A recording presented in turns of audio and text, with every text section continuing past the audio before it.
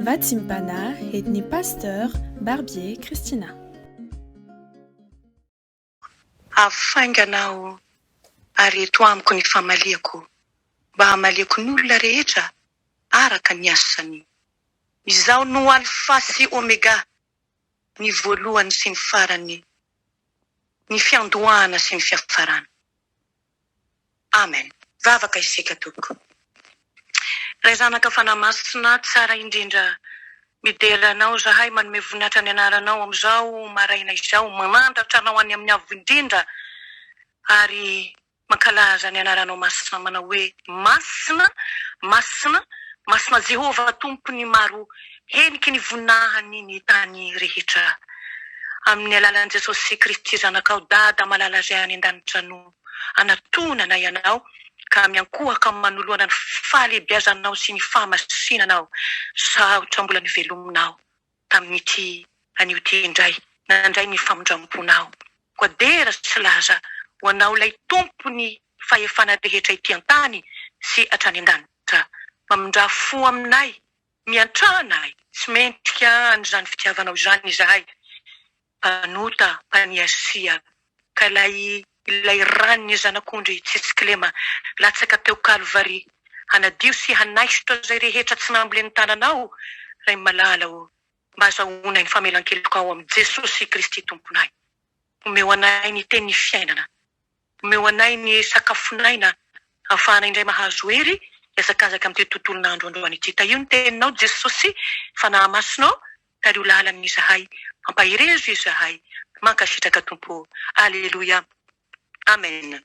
Mbola mpitombony amintsika lalandava ry havana ny fahasoavana, omba ampiadanana avy amin'Andriamanitra ray, amin'ny alalan'i Jesosy Kristy tompontsika, ary koa amin'ny fampiresana miaraka amin'ny fanahy-masina. Ny teny izay parezina antsika amin'ny tian'io ity indray dia ao amin'ny filazantsarany Kristy Jesosy, nisoratan'i Lioka. Lioka 3:7 ka hatramin'ny 9. Luc chapitre 3, verset 1 à 6.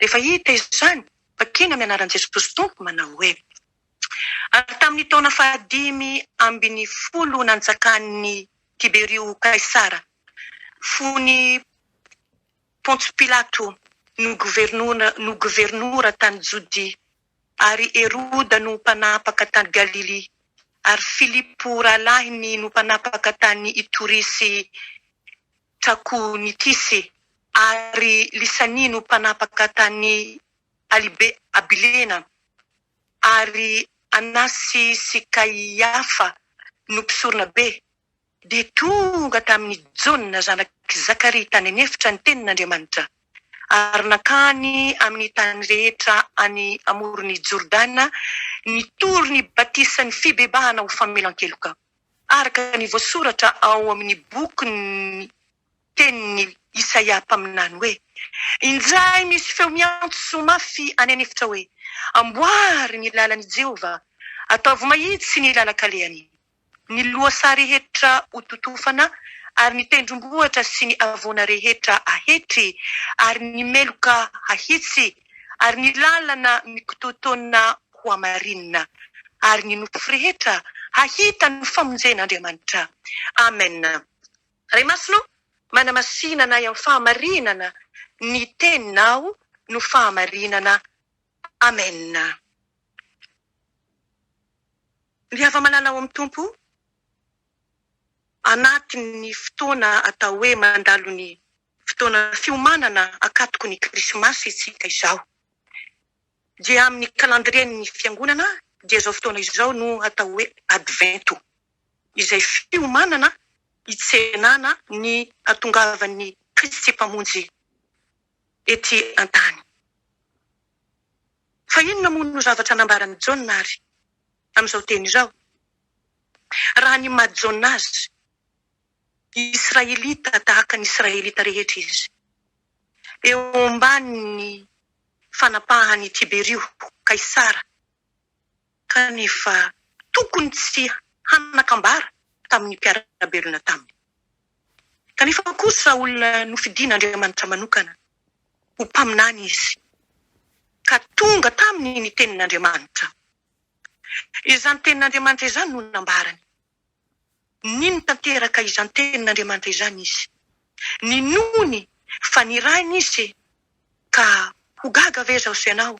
Raha tamin'ny mpasahiana be no nitenenany tamin'ny olona na olon-tsotra na mpiasa mpanjakana io na manam-pahefana toa andry Heroda mba hanomanana hanamboarana ny lalakalehan'i Jehova. Ankehitriny koa dia fitoriteny tahaka an'izany, tahaka ny Jaona no tadiavin'Andriamanitra sy irainy. Tokony fitoriteny ho aho mitaona tokoa ny olona hibebaka. Mila fitoriteny tahaka an'izany ny tompo ankehitriny. Mba hahafahan'ny olona handray famonjena. Hahafahan'ny olona mandray ny mpamonjy izay avy hanafaka hanasitrana, hampionina, hamonjy ny meloka. Ny fananaran'ny Jaona ny olona noho ny fahotany sy ny fitoriany ny fibebahana dia fanamboarana tokoa mantsiryavana ny lalana ho an'i Jesosy Kristy. Sy izy tenany no hamonjy ny olona ho afaka amin'ny fahotany. Feo miantso ihany izy, izay manaitra ny olona sy hitarika ny olona ho eo amin'ilay voatendrin'Andriamanitra ho mpamonjy. Raha miteny amin'ny olona isika, raha mananatra azy, dia tsy ny hitiavany antsika na ny hanekeny ny tenitsika no zava-dehibe ho kendretsika, fa ny hitarika azy kosa ho eo amin'ny Jesosy Kristy irery ihany. Fa izy irery ihany no afaka hampibebaka sy hamonjy azy. Fa izy no nasandran'Andriamanitra ho tompo sy mpamonjy, hanome fibebahana sy famelan-keloka. Tsy mpamory olona ho antenantsika tokoa isika, araka an'izany teny izany, fa mpamory olona ho an'i Kristy, izay efa nahafony ainy hamonjena azy. Ny anjarako sy ny anjaranao zany dia ny miantso ihany, manambara amin'ny olona ny tenin'Andriamanitra dia ny fahamarinany izany. Feo mahery tokoa ny toritenin'ny Jaona, nasay nibebaka ny olona. Fa inona moa ity antsoina hoe fibebahana ity? Ambety tenin'ny mpitoriteny izy io, ary mandrakariva dia toa fiovana ivelambelany ihany no tiakambara amin'izany. Fa inona tokoa moa ny fibebahana? Ny olona manao ahoana no atao hoe mibebaka? Ny foto-kevitra ny amin'ny hoe fibebahana ry havana dia fiovan-tsaina. Raha ny ahombo an'Andriamanitra ny olona ka mahatsiaro-tena noho ny asan'ny fanahy masina, dia mihodina izy ka miverina amin'Andriamanitra. Raha lala meloka no narahina dia miverina manaraka ny lala mahitsy izy. Dia hitako sy hitanao amin'izany ry havana fa tsy alahelo na nenina fotsiny izany fibebahana izany, fa tena hoe fiovansaina tanteraka, fiovana lalana izay mahafaoka ny fiovampo sy fiovantoetra. Efa niala tamin'Andriamanitra mantsy ny olona ka antsoina mba hiverina amin'ny indray. Tsy alahelo ivelany fotsiny ny fibebahana, fa fanapahan-kevitra hiverina hitodidoha amin'Andriamanitra. Nasain'ny Jaona niverina tamin'Andriamanitra, ny jiosy namany tamin'izany andro izany. Maro no niaiky ny fahotany tamin'izay ka nibebaka. Ny fibebahana marina dia tsy maintsy misy fiainkem-pahotana, miaiky fahotana zany. Raha tsy tsaroako sy tsaroanao ny fahotana, vitako sy vitanao mba miharatsiny ka ananako sy anananao alahelo marina, dia tsy ho fantatro sy tsy ho fantatro koa ny hevitry ny hoe famelan-keloka. Ary tsy hitady izany akory aza izao sy ianao. Fa ny fahotantsika dia tokony hikeditsika amin'Andriamanitra izay nanotantsika sy amin'ny olona izay nanaovantsika ratsy ihany koa. Zany natao hoe olona mibebaka. Hay mo ho ianao hoe ankehitriny mety milaza hoe miankina amin'ny fibebako zany no famonjena ahy.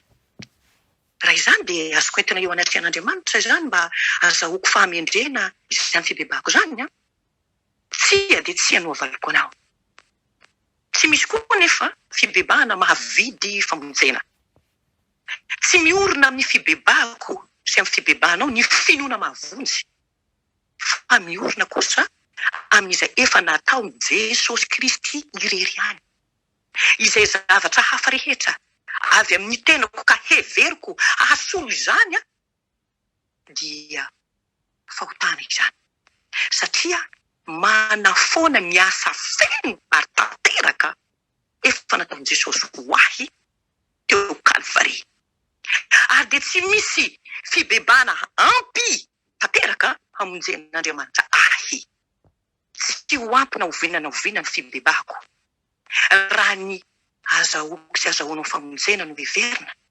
Nefa tokony ho ampy ahy sy anao izay efa nataony Jesosy nandatsahany rany isolo tena ahy sy anao teo Kalvari.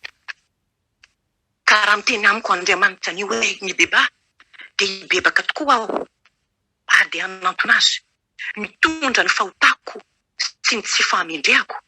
Ary koa mitondra ny foko vonina handray ny famelan-keloka izay omeny ahy. Tsy vokatry ny asako aza izany fibebako izany fa asan'Andriamanitra. Dia tsy hijery ny tenako aho na hijery ny lanja ny fibebahako fa hijery any Kristy Jesosy ka handray izay efa nataony ho ahy. Afaka hiavana amin'Andriamanitra aho zao satria voavela eloka. Dia tsy hiankina amin'ny fahamarinako intsony aho na amin'ny fahazahoako ataoko hoe fazotoko miaino mitenin'Andriamanitra matetika na miangona matetika na amin'ny fitandremako ny lalàna rehetra ho famonjena ahy. Fa loha sa tsy maintsy ho totofana ireo tendrombohatra tsy maintsy ahetry izay misakana ahy tsy hahita ilay zaza teraka tao Betlehema ho tsarovako atoato. Ary misy sakana ahy tsy hahita azy izay mandry eo amin'ny finanam-bilona ireo ka tsy hahita ny mpamonjiko. Ary koa misakana ahy tsy hifaly raha maneno ny lakolosy ny Noely. Fa ho tsarovako malalaka kosa ny foko amin'io andro io hidira ny mpamonjiko izay tonga amin'izao tontolo izao hitady sy hamonjy ny very. Ary dia hihira miaraka amin'ny mino rehetra aho ka afaka hanandra-peo koa amin'izany andro izany hoe avia ry mino hifaly sy hioby avia akany Betlehema teraka Jesosy tompony anjely avia hitsaoka azy izay tomponao. Tiavana malala amin'ny tompo. Oy, ny lohateny lehibe amin'ny teny ity hoe amboary ny lalan'ny tompo aitseo ny alehany. N'Andriamanitra rery ny voninahitra atsika kosa ny fibebahana marina ary ny finoana ny famonjena vita teo Golgota mba ho zanak'Andriamanitra marina tokoa izao sy anao. Aleluia. Tsara ny tompo. Amen. Vavaka isika tompoko. Jesosy tompo indre ny fitiavanao ny reto mpanota. Izaho no lohany amin'izany makasitraka fa mbola omenao fotoana ahafahana tokoa zahay hanamboatra ny lalana andehananao ary hanitsy an'izany lalana andehananao izany. Kododoana sanandro mantsy ny lalanay. Satria dia mpanota tokoa izahay Jesosy. Azany mampivilivily ny lalana tokony alehanao tompo no ny fahotana mpanota. Mamindra fo Jesosy manomana anay ianao amin'izao andro fotoana iverenanay aminao izao. Ahafahanay mankalaza ny Krismasy sambatra. Ka dia amin'izao advento lalovana izao tompo Evangio izahay tsirairay avy tompo ô. Tena tokoa ho hitatỳ aminay izany hoe voa mendriky ny fibebana izany. Hanovana ny toe-tsaina, ny toe-pona, ny toe-pananay rehetra. Afanay manisy ny lalakalehanao. Tsy vitanay amin'ny tenanay izany nofonay ane manositra ny fahamarinanao e. Kanefa tompo, ianao lay miteny aminay mandrakariva hoe indro mombanareo mandrakariva ambara-pahatonga ny fahataperan'izao tontolo zao. Matoky tanteraka fa ny fanahy masina, fanahy mahery no menao anay Jesosy. Hitady-dalana anay mandrakariva amin'ny lala mahitsy. Mba afahanao tompo mandeha amin'izany lalana izany. Makasitraka Jesosy malala. Misaotra tompo amin'ny teninao. Misaotra Jesosy amin'ny fanavotana efa vitanao teo Golgota. Ampianaro izahay tompo. Hibanjina mandrakariva ny azo fijalianao. Mba ho fantatray tokoa tompo. Ny lanjany izany fitiavanao izany. Hanomana anay, hanitsinay ny lala mahitsy. Fa misy tokoa feo miantso any anefitra hoe mibeba. Mibeba. Fa efa tongotra ny zavatra rehetra ho ianao. Misaotra Jesosy io. Omeo ndray mpanomponao ary ny fitahina sodranomasina amin'ny teny io ty. Ny fitiavan'Andriamanitra iray ary. Nomezany zanan'ilay tokana. Mba tsy hisy very tokoa izay rehetra mino azy fanana fiainana mandrakizay. Hitoetra amin'ny fiainako sy ny fiainanao isanandro. Ary ny fahasoavanao amin'ny Jesosy Kristy tompo, holazainy amiko sy aminao tokoa hoe ampy anao anie ny fahasoavako hoe. Ary ny fiadanan'i Jesosy Kristy mihoatra noho ny fahalalana rehetra ny. Ameno ny fosy ny fanatsika, andehanantsika amin'ny lala mahitsy hisena ny mpamonjy. Ho anao kosa Jesosy, ho anao ny haja, ho anao ny saotra, ho anao ny dera, ny hery, ny voninahitra, ny fahefana. Hatramin'ny taloha indrindra izany ankehitriny ary mbola ho anao mandrakizay. Ho anay kosa Jesosy, ny fibebahana marina ary ny famelan-keloka amin'ny alalan'ilay ranomasina. Misaotra tompo. Aleluia.